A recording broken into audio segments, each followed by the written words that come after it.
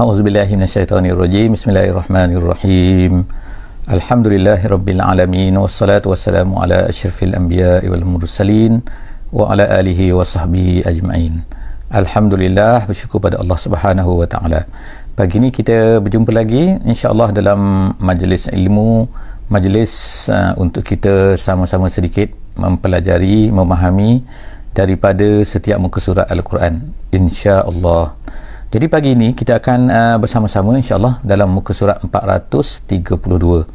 Alhamdulillah kita sampai pada muka surat pada pagi ini, muka surat 432 daripada Al-Quran. Hari ini insya-Allah 7 hari bulan 9, 7 September tahun 2020. Kita masih lagi bersama-sama dalam surah Sabah, dan kita insya-Allah pada muka surat sebelum dua lagi kita ada insya-Allah untuk kita habiskan muka surat daripada surah Sabah ini. Pada pagi ini kita akan melihat beberapa perkara, tetapi sebagaimana yang telah kita sebutkan dulu bahawa saya ingin untuk kembali semulalah untuk mengingatkan kembali kita tentang apakah dia tema utama daripada surah Sabah ni. Surah Sabah ni dia masih lagi dalam rangkaian yang kita sebut sebelum daripada ni, iaitu ada 6 surah yang mana disebutkan oleh ulama mempunyai tema yang hampir serupa. Temanya adalah al-istislam lillahi ta'ala, iaitu kita menyerahkan kepada Allah Subhanahu wa ta'ala, menyerahkan diri kepada Allah Subhanahu wa ta'ala, menyerahkan segala-galanya, kepercayaan kita, keyakinan kita dan sebagainya kepada Allah Subhanahu wa ta'ala atas apa-apa saja yang berlaku dalam semua keadaan saja. Dan yang pertama yang kita tengok ialah surah Ahzab. Dalam surah Ahzab iaitu kita menyerahkan diri kepada Allah Subhanahu wa taala dalam suasana kritikal, dalam suasana susah dan suasana yang sangat-sangat sukar, kita menyerahkan diri kepada Allah Subhanahu wa taala. Yang kedua, dalam surah Sabah ni disebutkan oleh ulama-ulama tafsir bahawa pengertiannya ataupun tema utamanya dalam surah ini adalah kita menyerahkan diri kepada Allah Subhanahu wa taala apabila kita ni mempunyai kekayaan, apabila kita ni mempunyai harta, apabila kita ni diberi nikmat oleh Allah Subhanahu wa taala dengan pelbagai nikmat, maka dalam keadaan tersebut pun kita mestilah menyerah diri kepada Allah Subhanahu wa taala. Jadi pada muka surat hari ini, muka surat 432 ni memang nyata dan begitu ketara iaitu apa? Allah Subhanahu wa taala nak sebutkan dalam muka surat kita ni pada pagi ini iaitu harta banyak diberikan oleh Allah Subhanahu wa taala kepada manusia. Jadi Allah Taala memberikan harta, tapi ada juga orang yang tidak diberikan harta. Tetapi apa yang berlaku ialah manusia ni apabila mereka ni mendapat harta, biasanya harta tu dijadikan sebagai ukuran. Ada dua perkara yang akan disebutkan oleh Allah Subhanahu wa taala dalam ayat yang kita baca pada muka surat ini, iaitu yang pertama sekali ialah harta, yang keduanya adalah penyokong ataupun di dalam suasana dulu, suasana zaman di tanah Arab dulu ialah anak-anak ni ialah penyokong lah, artinya ialah orang-orang yang akan menyokong. Sebab dalam sistem orang-orang Arab ni anak-anak mereka ni akan menyokong mereka, tak kira mereka ni salah ke betul ke, itu tak menjadi perkiraan. Yang mereka kira ialah kalau ini adalah saudara kita, maka kita akan sokong mereka. Ada kaedahnya dalam bahasa Arab, iaitu mereka kata kaedah yang dipakai oleh masyarakat Arab dulu iaitu unsur akhaka zaliman au mazluma. Tolonglah saudara kamu, tolonglah sahabat, kawan anak beranak kamu, walaupun dia jahat ke dia baik, mesti awak kena tolong dia. Jadi konsep itu, sebab itulah dalam Al-Quran Allah Ta'ala banyak menggunakan perkataan anak-anak. Abna tu adalah penyokong. Jadi kalau kita di zaman sekarang ni ialah penyokong lah kita katakan. Jadi itulah dua perkara yang banyak menyebabkan manusia pada hari ini tu kabur dan merasai bahawa itulah tanda bahawa Allah Ta'ala ini sayang kepada mereka ataupun Allah Ta'ala ini sokong mereka. Jadi insya-Allah kita tengok muka surat 432 insya-Allah. A'udzubillahi minasyaitonirrajim. Qala allazina istakbaru lillazina istud'ifu anahnu sadadnakum 'anil huda ba'da iz ja'akum bal kuntum mujrimin. Sadaqallahul azim. Ayat yang saya baca tadi ayat 32 daripada surah Sabah, muka surat dia 432, bagi siapa-siapa yang baru ikut, iaitu sambungan daripada apa yang telah diceritakan dalam muka surat sebelum daripada ni. Muka surat sebelum daripada ni iaitu muka surat 431, Allah Ta'ala ceritakan di hujung tu, di akhir muka surat tersebut, muka surat 431 ni, Allah sebutkan perbalahan pergaduhan ataupun pertikaman lidah yang berlaku di antara orang-orang kita kata orang atasan dan juga orang bawah, iaitu orang bawah ni akan marah, mengatakan bahawa kalaulah tidak kerana kamu orang atas, maka kami ni akan jadi orang beriman, jadi sebabkan kamulah maka kami ni jadi tidak beriman. Jadi itu pertikaman lidah yang berlaku di antara mereka. Jadi Allah Subhanahu Wa Taala sambung lagi cerita ni tentang apa yang berlaku ni, perbalahan di kalangan mereka tu di hari akhirat ni. Allah sebutkan lagi tu, qala allazina istakbaru. Apa jawapan orang-orang yang sombong? Dia sebut, Allah Taala sebutkan sini orang yang sombong. Sebab apa? Sebab di antara sifat apabila manusia ni dia mendapat harta, mendapat pangkat, mendapat kekayaan, salah satu daripada benda yang Allah Ta'ala tak suka ialah apa kan? Mereka ni istakbara. Jadi Allah Ta'ala gunakan perkataan sini ialah waqala allazina istakbaru. Kita tak katakan bahawa semua orang yang dapat harta, orang yang dapat pangkat, orang dapat kekayaan, sokongan tu mereka ni akan menjadi takabur. Tidak semestinya, tetapi kebiasaannya.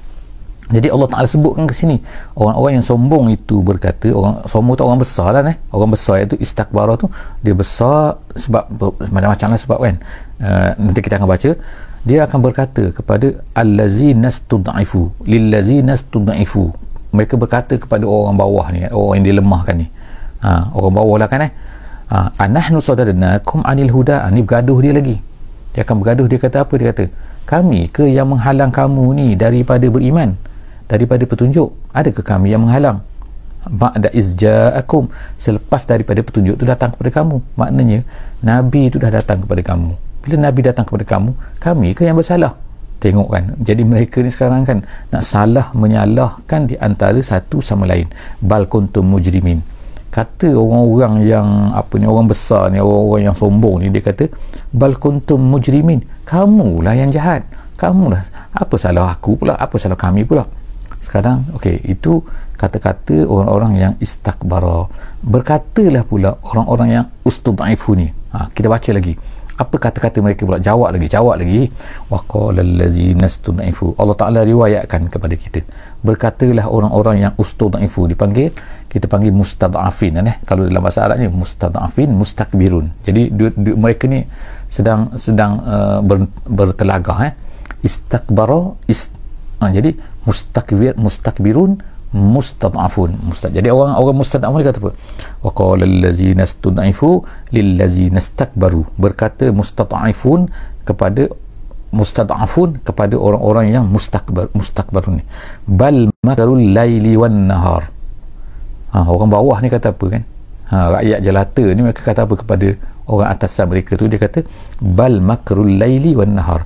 Jadi dalam ayat ni dia ada majazi sikit dalam bahasa Arabnya. Jadi kita tak explain tentang majazi tu apa kan. Sebab kalau ikutnya sini ialah makrul laili wan nahar. Kenapa baca makruh ni? Jadi mengikut tafsir dalam Jamal disebutkan, dalam Jamal ni adalah explanation kepada tafsir Jalalain. Tafsir Jalalain itu penjelasan tafsir kepada Quran. Jamal tu tafsir lagi kepada tafsir. Itu jadi panjang lah, besar kan. Dia ada 4 jilid. Biasanya kan dalam cetakan biasa dia ada 4 jilid Al-Jamal ni. Kalau tafsir Jalalain di 1 jilid. Kalau tafsir Jamal ni ada 4 jilid. Jadi dia explain kenapa makruh, kenapa baca makruh. Dia ni mubtada ke, dia ni khabar ke, dia ni apa ke, mahzuf. Jadi kesimpulan dekat sini dia kata perkara ni dari segi i'rab, dari segi bahasa Arab dekat sini ialah memang penggunaan dia itu biasa, iaitu kemudian dia kata makrul laili. Makruh tu ialah tipu daya, gitu kita katakan tipu daya malam dan juga siang. Jadi bukan malam yang siang tu menipu, tapi perbuatan yang dilakukan pada waktu malam dan waktu siang. Maksudnya sini apa? Bila malam dan juga siang, artinya setiap waktu. Jadi kita tengok sini kan, orang-orang yang lemah ni, orang-orang yang ditindas ni, ataupun orang-orang yang bawahan ni, mereka sekarang marah kepada orang-orang di atas. Dia kata memanglah kamu ni tidak, contohnya berkaitan tulang seolah-olahnya kan, kamu kata kamu tidak menghalang kami, tapi yang kamu buat tu tipu daya siang dan malam tu buat apa? Jadi tipu daya siang dan malam ni kita boleh tengoklah sekarang kan, pada hari ini kan, ertinya di sini bahawa orang-orang yang menghalang dakwah, orang-orang yang menghalang Islam kan, orang-orang yang tak suka Islam ni tersebar, mereka ni berusaha sedaya upaya menggunakan pelbagai teknik. Itulah Allah Ta'ala sebut sini makruh tu maknanya teknik yang pelbagai, macam ni tak kena, macam ni cara ni, kalau macam ni tak menjadi macam ni. Jadi mereka ni buat kajian pula, mereka belajar psikologi, mereka belajar macam-macam kan. Jadi sebab itulah kita tengok kan, dalam televisyen kita tengok sekarang banyak sangat kan, siapa siaran televisyen tu kan, setengah-setengah negeri lah kan, boleh dapat sampai beratus-ratus, hampir 1000 channel boleh datang daripada semua dunia ni, dan semua tu mengajak supaya melihat mereka. Maknanya kalau kita nak tengok TV tu, nak tengok siaran tu, mabuk kita, memang mati kita, tak sempat kan, tak sempat nak sembahyang, tak sempat nak baca Quran, tak sempat semua benda, nak belajar pun tak sempat nak belajar agama. Macam ni kita dapat belajar kan pada waktu pagi ni kan, ni tak sempat ni, sebab setengah orang di pagi, waktu malam siang malam kan, dia berpusing kerja, dia menyia berapa banyak negara, berapa banyak stesen radio, berapa banyak stesen televisyen atas dunia ni yang semua tu kebanyakannya itu ialah mengajak kepada benda-benda yang melalaikan manusia. Ada juga yang baik, tapi banyak yang mengajak manusia kepada kelalaian. Jadi oleh kerana itulah dia kata makruh. Jadi makruh laili wan nahar kan, ini yang kamu buat Jadi orang bawah ni marah kepada orang atas ni kan, iz ta'murunana an nakfura billah, kamu suruh kami, maknanya cara kamu, tipu daya kamu tu nak suruh kami ni supaya apa? Kami ni kufur dengan Allah. Kufur ni boleh jadi kufur nikmat, boleh jadi kufur betul, maknanya mana-mana tu boleh jadi tapi maknanya itulah yang berlaku kepada manusia pada hari ini kan. Semua benda tu tidak mengajak kepada Islam kecuali sedikit, tak mengajak kepada Allah kecuali sedikit. Kemudian mereka sebut sini lagi, wa naj'ala lahu andada, semua benda tu mengajak kepada apa? Supaya mensyirikkan Allah Ta'ala. Jadi menjadikan manusia tu merasai bahawa Allah ni tiada lah, kalau komunis kan, kalau free thinker, kalau etis, ataupun mengajak kepada lalai daripada Allah Subhanahu wa Ta'ala. Wa naj'ala lahu andada, jadi maknanya syirikan lah, kita kata sini wa asarrun nadamata lamma ra'awul azab. Jadi Allah Ta'ala sebut setelah daripada mereka ni kan dah bergaduh ni, aku kata macam ni, kau kata macam ni, aku kata macam ni, akhirnya bila mereka melihat azab, jadi pada masa tu semua menyesal. Tak boleh kata apa, tak adalah di sini bukan tempat tuduh menuduh kalau nak ikut Islam, tak nak ikut Islam atas dunia ni, atas dunia dah buat keputusan, maka di akhirat nanti tak ada dah tempat untuk bergaduh-gaduh. Jadi Allah Ta'ala kata wa asarrun nadamatam, jadi akhirnya mereka pun rasa sangat menyesal lamma ra'awul azab, apabila mereka dah melihat azab di depan mata mereka tu. Wa ja'alnal aghlala fi a'naqil ladzina kafaru, Allah Ta'ala ambil rantai-rantai dan ikat pada leher-leher mereka, tak boleh lari dah pada masa tu. Maksudnya hal yujzauna illa ma kanu ya'malun.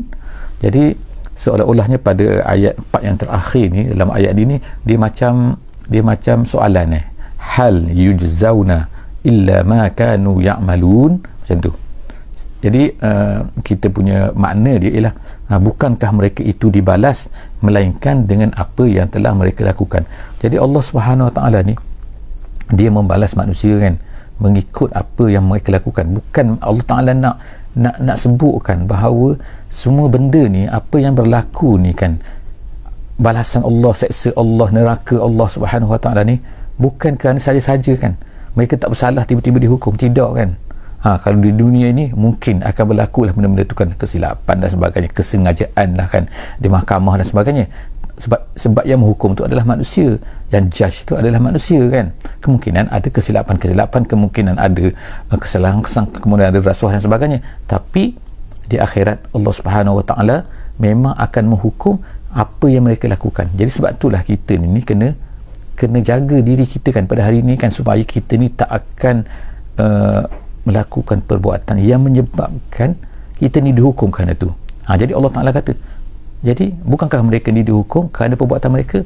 Sekarang kita faham kerana perbuatan mereka, kerana kejahilan mereka, kerana kedegilan mereka, kerana maksiat mereka, kerana kekufuran mereka. Sebab itulah mereka ini dihukum oleh Allah Subhanahu wa taala.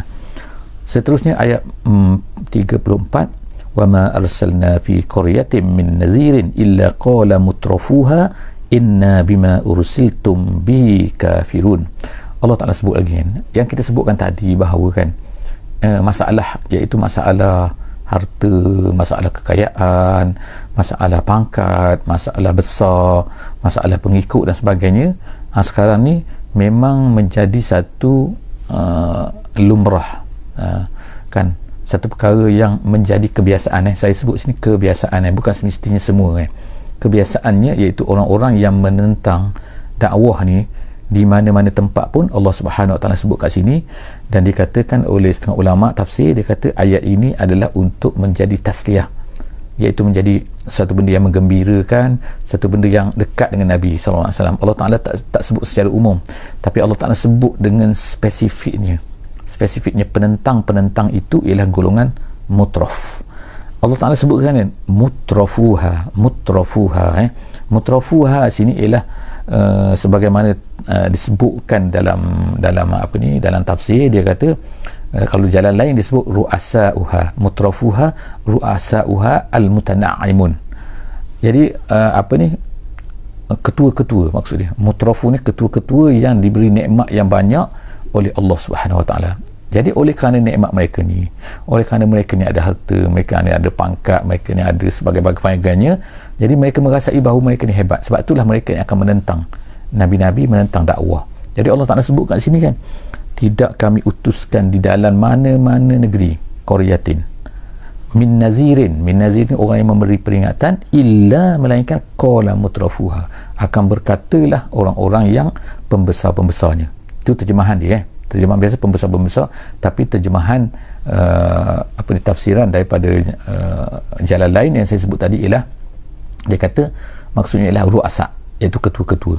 Jadi ketua-ketua tu illa bima ursiltum bihi kafirun, ketua-ketua itu akan kafir dengan apa yang kami utuskan, Allah Ta'ala katakan. Jadi apa yang berlaku di zaman Nabi tu memang macam tu kan, kita tengok kan, iaitu apa, kebanyakan daripada penentang-penentang tu ialah pembesar-pembesar, kecuali sedikit saja pembesar-pembesar yang, ataupun orang besar, orang kaya yang tidak mengikutlah cara macam tu. Cara apa? Cara pembesar-pembesar Mekah tu. Jadi kita akan tengok kan pengulangan benda ni, dan juga ayat yang selepas daripada ni kita akan tengok lagi, insyaAllah bersabar sekejap, kita akan tengok lagi kan, dan lain-lain tempat pun Allah Ta'ala akan sebut mutrafuha. Jadi golongan-golongan inilah yang banyak menentang. Kenapa? Kenapa? Kerana disebutkan oleh ahli tafsir, dia kata kerana kesombongan mereka. Perkara-perkara ni, iaitu harta, pangkat, sokongan, ramainya penyokong, itulah biasanya yang akan menyebabkan manusia itu akan menjadi ego, akan menjadi takabur, akan menjadi menentang apa yang dibawa oleh Nabi-Nabi. Allah Ta'ala sebut lagi selepas itu, waqalu, mereka berkata, tengok kan golongan-golongan ni, mutrafu ni berkata apa? Nahnu aksaru amwalan wa aulada, kami ni lebih banyak apa? Amwala, harta, dan juga aulada, anak-anak. Jadi aulada, abna, amwal, benda-benda itulah yang akan menjadi sebab kepada manusia ni ego, menentang dakwah kat sini. Jadi mereka berkata, tengok kan, Allah Ta'ala riwayatkan kata-kata mereka ni untuk menunjukkan kepada kita bahawa benda ni lah, perkara ni lah yang menyebabkan manusia itu jadi sombong. Kemudian tu dia kata wa ma nahnu bimu'azzabin, dan dia rasa bahawa wa ma nahnu bimu'azzabin artinya kami takkanlah kami ni kena seksa, gitu kan, takkanlah kami ni kena ditindas, kami banyak harta. Jadi apa yang disebutkan oleh tafsir, disebut kat sini ialah, dia kata apa yang berlaku tu dalam keadaan biasa kan, sebelum daripada Rasul diutuskan tu, walaupun mereka ni jahat, walaupun mereka buat apa, tapi mereka tak ada apa-apa pun okey kan, tak terseksa pun, tak dikena apa-apa pun kan, takkanlah mati lagi kan, kena seksa lagi antara dunia ni kami. Jadi Allah Subhanahu Wa Ta'ala datang menafikan benda ni. Sebab apa Allah Ta'ala sebutkan dalam Quran? Sebab benda ni akan berulang sampai hari kiamat kan, iaitu dalam keadaan di mana orang-orang kaya, orang-orang yang banyak penyokong ini akan merasai bongkak. Jadi Allah Ta'ala sebut benda ni berulang-ulang supaya kita ni ingat kan, ingat apa, bahawa kita kalau ada harta dan sebagainya kena jaga-jaga kan, ditakuti perkara ini akan membawa kesombongan kepada kita, mengubahkan hati kita. Jadi Allah Ta'ala kata, kul inna rabbi yabsutur rizqa liman yasha wa yaqdir walakinna aksaran nasi la ya'lamun. Allah Ta'ala kata, kul inna rabbi, Allah menyuruh Nabi SAW berkata kepada mereka, sesungguhnya Tuhanku, inna rabbi yabsutur rizqa liman yasha. Allah Ta'ala memberikan yabsutu ni maknanya yuwassi', maknanya dalam bahasa Arabnya artinya ialah meluaskan maknanya memberi harta lah, memberi harta kepada sesiapa saja, yang banyak kepada sesiapa saja, man yasha. Maknanya bila Allah Ta'ala yasha tu tak semestinya Allah Ta'ala sayang. Bila Allah Ta'ala kehendaki, bila dia buat satu tu benda, tak mesti dia sayang benda tu. Bila Allah Ta'ala beri rezeki kepada seseorang, tak mestinya Allah Ta'ala sayang pada tu, tapi Allah Ta'ala nak cuba. Ada tafsir kata sebut lil ibtila' kan, untuk tengok kita ni bersyukur ataupun tidak, bagaimana kita manfaatkan harta yang ada pada kita tu. Kemudian wayaqdir ni kalau dalam bahasa Melayu takdir ni kita kata takdir kan, tak, takdir di sini bila sebut takdir rezeki artinya ialah menyempitkan harta itu, yudayyiq, iaitu mengurangkan rezeki, sikit rezeki dia. Jadi kat sini Allah Ta'ala kata, Allah Ta'ala beri rezeki, luaskan rezeki, banyakkan harta, kayakan orang ni, miskinkan orang ni, itu tak ada masalah. Itu tak ada masalah, artinya bukan itu petanda Allah Ta'ala sayang ataupun tidak sayang pada dia. Sama ada Allah ni suka pada dia, tak suka pada dia, bukan pada tanda itu dapat rezeki banyak ataupun tak dapat rezeki banyak. Walakinna aksarun nas la ya'lamun. Allah Ta'ala katakan, tapi manusia tak faham benda ni. Tak faham apa? Maksudnya ini konsep ni Allah Ta'ala, manusia ni tak faham. Tak tahu.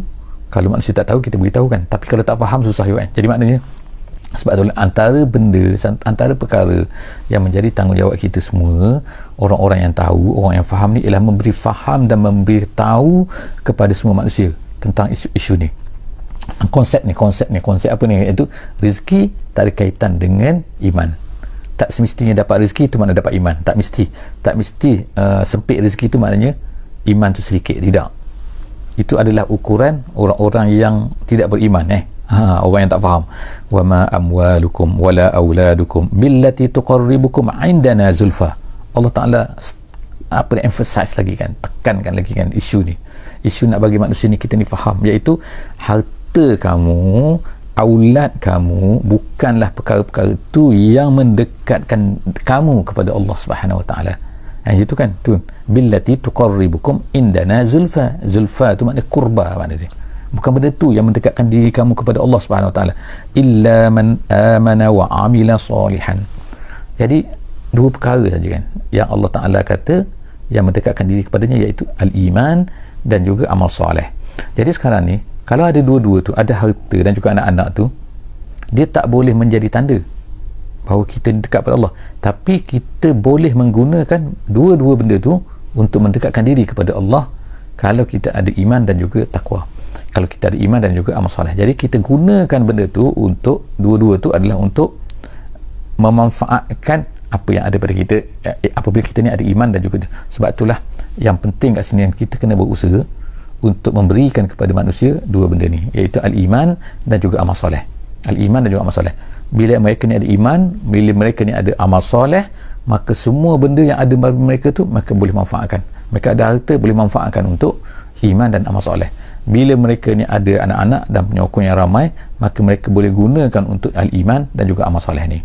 Jadi sebab itulah al-iman dan juga amal soleh, illa man amana tu Allah Ta'ala letakkan sebagai istisna. Okey, jadi kemudian faulaika lahum jazaa'ud dha'fi bima 'amilu wa hum fil ghurafati aminun. Allah Ta'ala sebut janji mereka kan, janji kepada orang-orang yang macam ni, iaitu mereka ni akan dapat pahala yang berganda-ganda, dan kemudian Allah Ta'ala tempatkan mereka di fil ghurafati. Ghurafat ada satu qiraat sebagaimana disebutkan dalam tafsir Jalalain, dia kata fil ghurfati, gitu, bukan fil ghurafati, bukan fil ghurfati. Mereka ni akan berada di bilik-bilik atau berada di bilik. Bilik ni maksudnya adalah istana, atau tempat yang hebat, bukan bilik macam bilik kita ni pada hari ni kan, bilik apartmen bukan, tapi bilik yang hebat, istana. aminun, artinya mereka ni aman. Aman tu artinya apa kan? Mereka tak takut lah, dan mereka akan selama-lamanya mereka tidak akan mati, duduk di dalam syurga ni, syurga lah kita katakan. Kemudian wallazina yas'au fi ayatina mu'ajizina ulaika fil azabi muhdarun. Allah sebutkan sebaliknya, iaitu orang-orang yang berusaha fi ayatina. Yas'au fi ayatina artinya ialah berusaha untuk melawan ayat-ayat kami, berusaha untuk melawan mesej kami, berusaha untuk melawan Islam lah, kita kata mudahnya dalam bahasa kita, iaitu orang-orang yang gunakan harta dia, gunakan ni kan tadi kan, dia gunakan harta dia, gunakan penyokong-penyokong dia, gunakan anak-anak dia kan, gunakan, ambillah kan orang-orang yang dia boleh gunakan untuk melawan Allah Subhanahu Wa Taala, untuk melawan ayat-ayat kami itu kan. Wallazina yas'au fi ayatina mu'ajizina. Mu'ajiz itu nak lawan, dia nak musabiqina, dia nak rasa macam dia boleh lawan. Dia lawan apa? Nak lawan Allah tu. Dia boleh masa lemahkan dakwah tu kan, dengan apa yang ada pada dia. Allah Ta'ala kata ulaika fil azabi muhdarun, mereka ini di dalam azab muhdarun. Muhdarun ini sebagaimana yang kita sebutkan perkataan ini dulu di dalam bahasa Arab, ialah hadara tu hadir, muhdir tu orang yang membawa hadir, muhdarun tu apabila dia ni dibawa ke satu tempat yang mana dia tak nak pergi tempat tu, dipaksa pergi, diheret maksudnya kan. Jadi Allah sebut menggunakan perkataan ni untuk menunjukkan apa? Menunjukkan ulaika fil azabi muhdarun, mereka tak nak masuk azab tu tapi diheret untuk masuk ke azab tu, iaitu azab neraka kan. Jadi Allah Ta'ala sebutkan neraka syurga kat sini kan, supaya kita ni kan rasa betul-betul, faham betul-betul kan, bahawa inilah nasib kan manusia jika sekiranya mereka lari daripada perintah Allah Subhanahu Wa Taala, mereka yang tidak beriman ataupun mereka ini melakukan maksiat kepada Allah Subhanahu Wa Taala. Ayat yang terakhir, kul inna rabbi yamsutur rizqa liman yasha' min ibadihi wa yaqdiru lah. Tengok kan, sekali lagi kan Allah Ta'ala ulang lagi kan, ulang apa?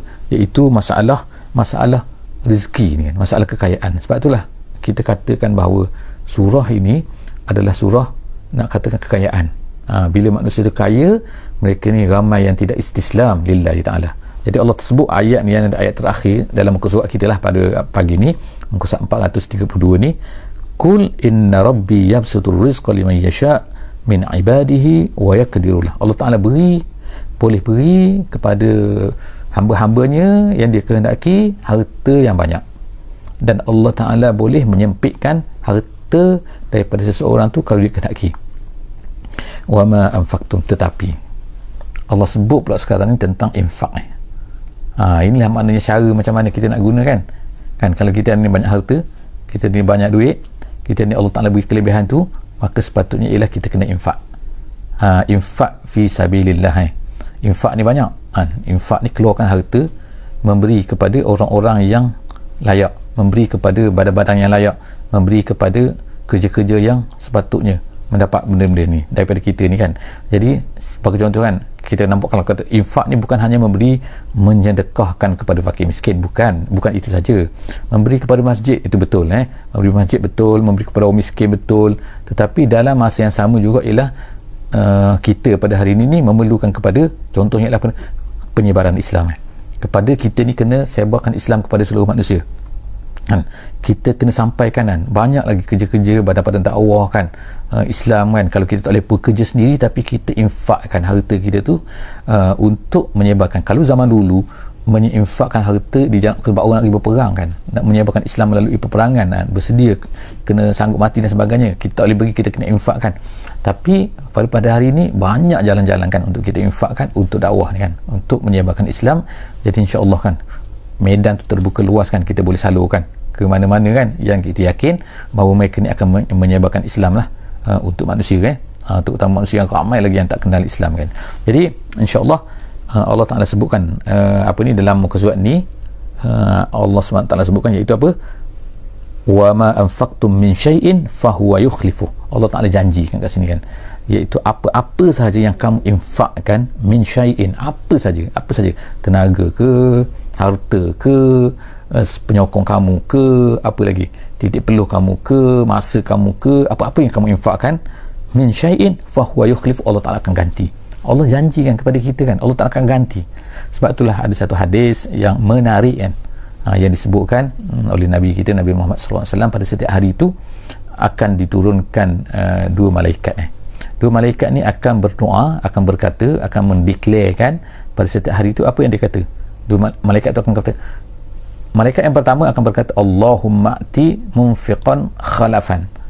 Seorang lagi malaikat dia akan berdoa, Allahumma ati mumsikan talafan. Yang pertama tu dia doa, malaikat tu doakan, iaitu dia kata, ya Allah, berikanlah kepada orang yang munfik, orang yang menginfakkan harta ni, khalafan ni ganti. Sebab itulah kan kita yakin kepada benda ni bukan hadis saja sebutkan, tapi ayat yang kita baca sekarang kan, dia menyebut khalafan, yukhlifuhu, maknanya Allah Ta'ala akan ganti dengan mana, kita mana tahu kan. Kalau kita berniaga, kadang-kadang jadi laku barang kita. Kalau kita menginfak, kita menderma, Allah Ta'ala akan bagi ganti. Kita tak nampak benda ni kan, tapi Allah Ta'ala akan beri. Itu janji Allah kan. Jadi janji Allah dengan ayat ini, dan juga janji Allah dengan apa yang melalui hadis Nabi sallallahu alaihi wasallam yang saya baca tadi kan. Yang kedua tu, malaikat yang kedua dia kata, Allahumma ati mumsikan talafa. Ya Allah, berikanlah kepada orang-orang yang kedekut ni. Mumsikan ni makna orang yang memegang harta dia tak nak bagi kan. Mumsikan talafa tu kehancuran ni macam-macam boleh bentuk kan. Sama ada gempa bumi ke, sama ada terbakar ke, sama hilang dalam akaun ke, sama ada saham jatuh ke, macam-macam kan.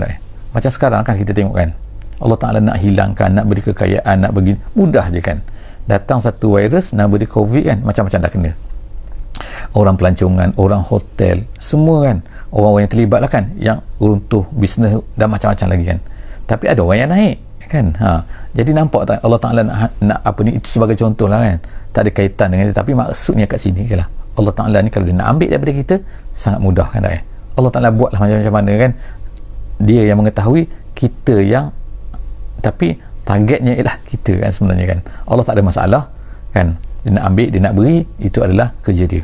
Wallahu a'lam bissawab. InsyaAllah moga-moga kita dapat manfaat daripada ayat yang kita baca pada pagi ini. Aku qouli hadza wa astaghfirullahal azim li wa lakum. InsyaAllah jumpa lagi pada muka surat 433 esok insyaAllah. Wallahu a'lam bissawab. Aku qouli hadza wa astaghfirullahal azim li wa lakum.